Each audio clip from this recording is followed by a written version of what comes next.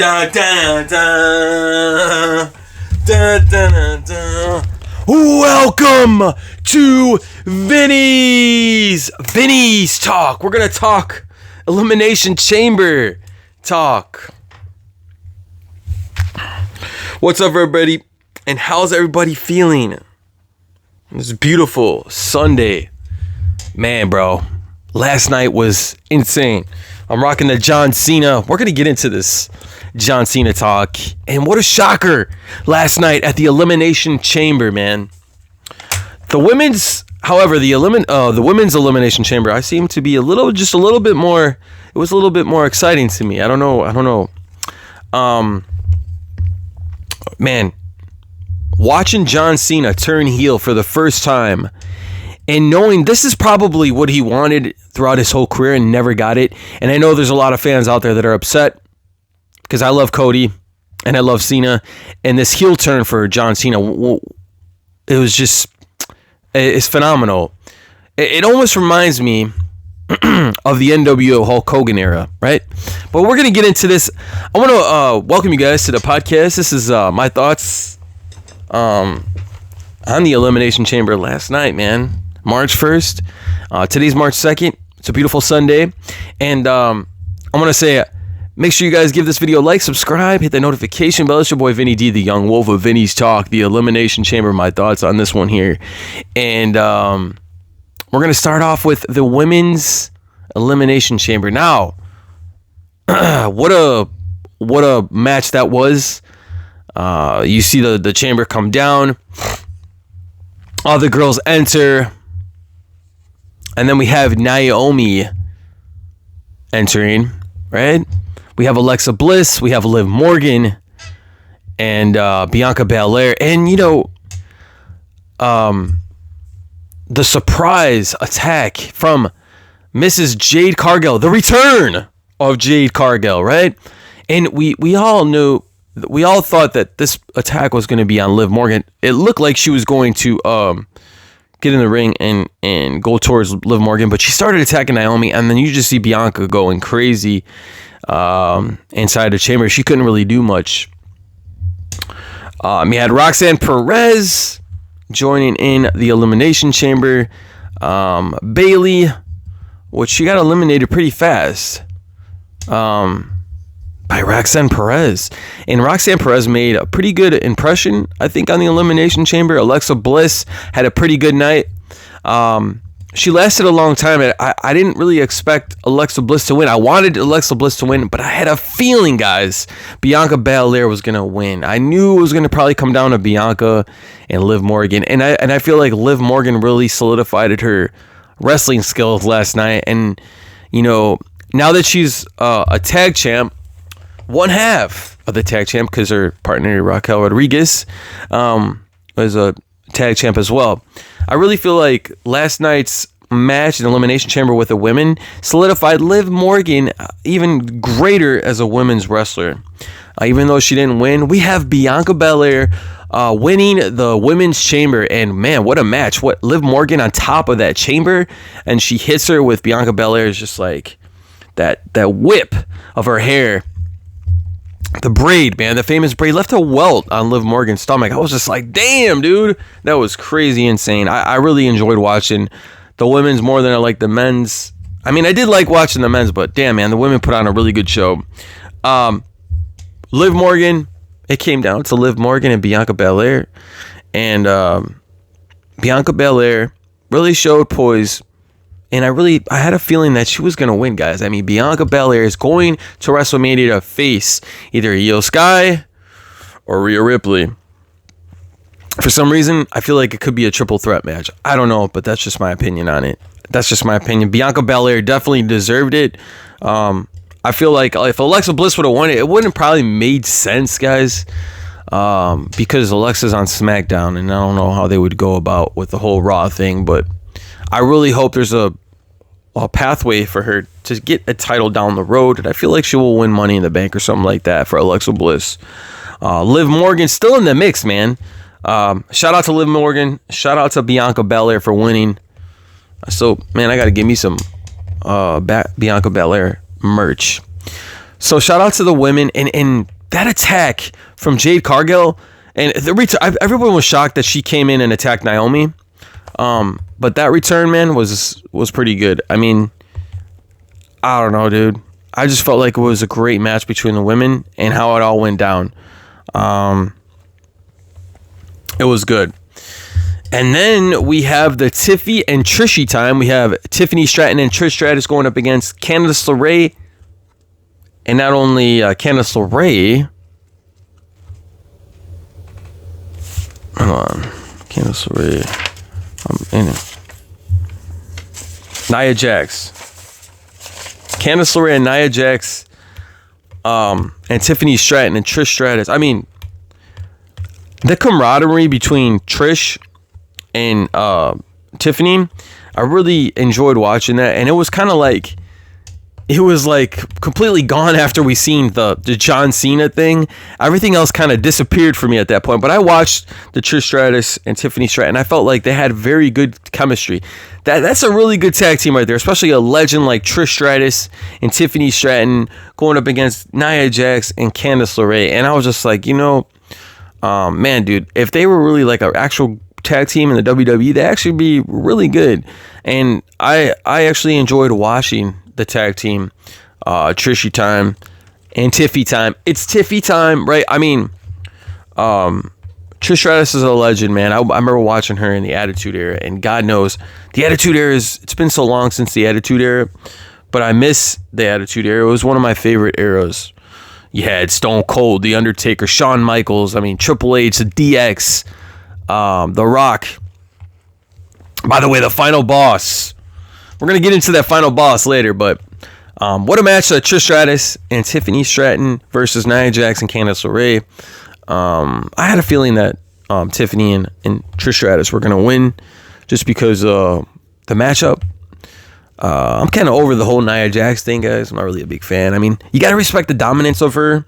But like I said before, man, Tiffany Stratton has paved her way coming from NXT and just one of the great athletes of the WWE. And now we move on to Kevin Owens.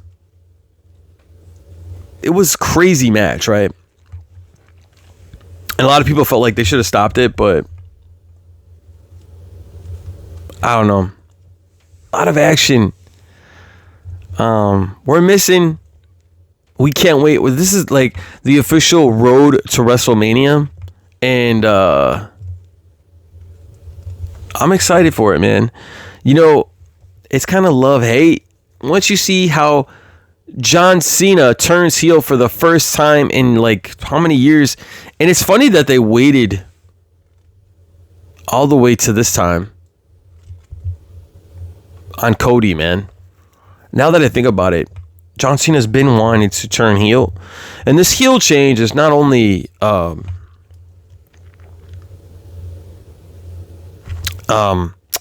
something that's out of the ordinary, but it's a shocker, right? It's a big shocker. The Rock comes in the ring. He asked Cody, will you give me my soul, and all this other bullshit, and Cody just says you could fuck right off and all this stuff. Dude, this shit was action packed. Then you have Cody standing there and John Cena saying, yeah, he told him, and then he gives John Cena gives Cody a hug, and then he kicks him right in the speaker, right down low. And then there begins the onslaught of beating the shit out of Cody Rhodes. And I'm a Cody fan. I was just so shocked, man, that John Cena turned heel. I think it was really good for business. I think it was a shocker. Now we're going to see. I don't think like the Vince McMahon era would have done this for Cena. I feel like this is so much praise for Cena, right? A lot of people might not like it. Definitely was a shocker to me, man. I was a little upset at first, but I was just like looking at it from a different stance. Like, man, dude, Cena's probably been wanting to do this since the beginning of his career, or even in the middle of his career when Vince McMahon was still running things. And now you could kind of tell that this is the official Paul Levesque era, right? Triple H has solidified himself as a manager, a boss. The Rock gets into the ring. And, he asked Cody, will you give me your soul and all this other things? And The Rock has brought a lot of entertainment. And as much as you want to hate The Rock, sometimes I'd be hating on The Rock too, but I'm just like, bro, it's so much genius to it, right? So much genius. This is like build up. There's so much promos to what The Rock does. But shout out to Sami Zayn and Kevin Owens. I kind of lost my train of thought there for a minute, but that match was good. Definitely a lot of out of ring stuff with that match with Kevin Owens and Sami Zayn. You gotta tip your hats, man. And I thought they were gonna stop the match at first because Kevin Owens was going in, and then you see the RKO. Randy Orton returns to the Elimination Chamber. What a return from Randy Orton. A lot of returns last night. We had the Jade Cargill return. We had Randy Orton return. And then RKO to the security.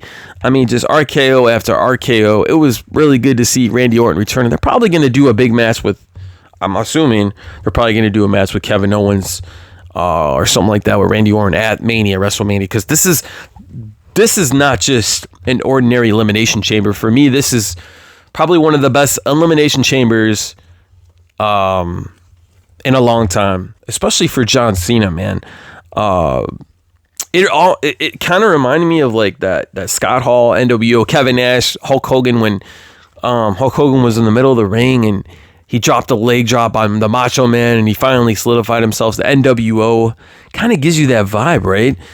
A lot of people want to see it like that, but some people are shocked by it. Some people are. At first, I was kind of mad, right? I was like, damn, bro, how they gonna do my boy Cody like that? But I know that John Cena, in the back of his mind, he's probably like, man, this is what I wanted to do. John Cena promised the world that he would win his 17th title, not just for him, not just for his legacy, but for his fans. And I think we're seeing that, man. You Can't See Me era. This is like the heel era. This is the vibe right now. And I really feel like, even watching Triple H, Paul Levesque, right? Watching him on the post show talking about it. And it's going to be a hell of a promo. And I can't wait till Roman Reigns comes back. I feel like Roman has to come back now, man. Roman Reigns, the tribal chief, acknowledge me. Guys, we are officially seeing the official WrestleMania, the road to WrestleMania. I feel like if it hasn't begun, it's begun now. It was begun. It has started last night, man. John Cena turns heel. And by him turning heel is not just an ordinary heel change. This is a heel change, probably solidifies the legendary status of Cena. And not only that, but I feel like he's been wanting to do this for his whole career. Like I said, this whole career. And then, you just see all the different matches lining up. And we're going to probably see some phenomenal promos with this.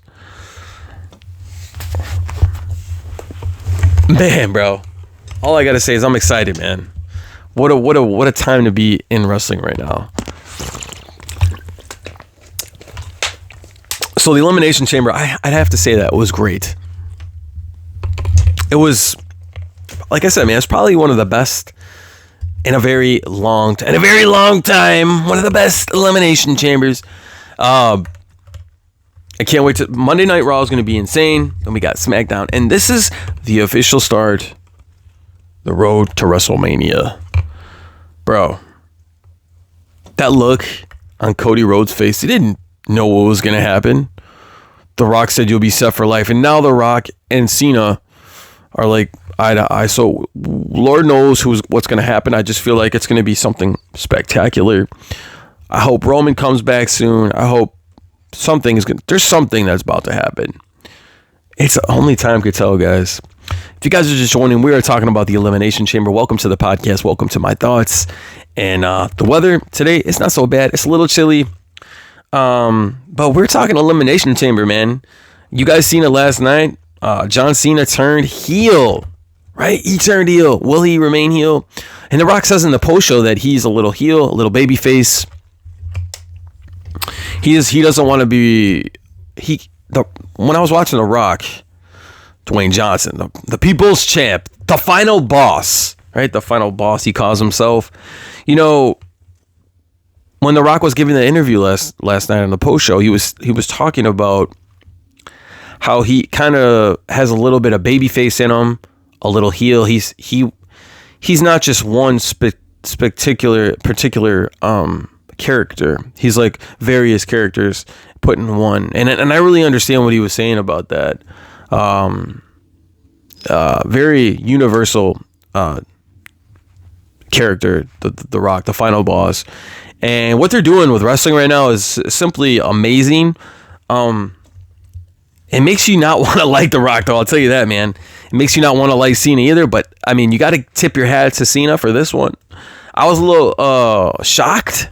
I was a little pissed off because I like Cody, but at the same time, I'm just like, bro, this is genius. And if you're a wrestling fan, you have to be kind of happy right now. You have to be happy because it's WrestleMania time. It's the road to WrestleMania, guys. What a time to be alive. So we're excited for what is to come. And I want to thank you guys for joining this podcast. We got more coming.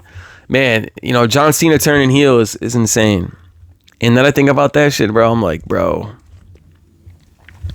it's almost as crazy as some other returns and stuff like that. But thank you guys for joining this podcast. We're definitely going to have more on wrestling. And we got Monday Night Raw coming up tomorrow on Netflix, so stay tuned for that. And we'll be doing more thoughts, theories, and all that. Reaction videos coming up soon on my channel, so stay tuned. Please like this video, subscribe to the channel, and take it easy, guys. Until the next time, peace.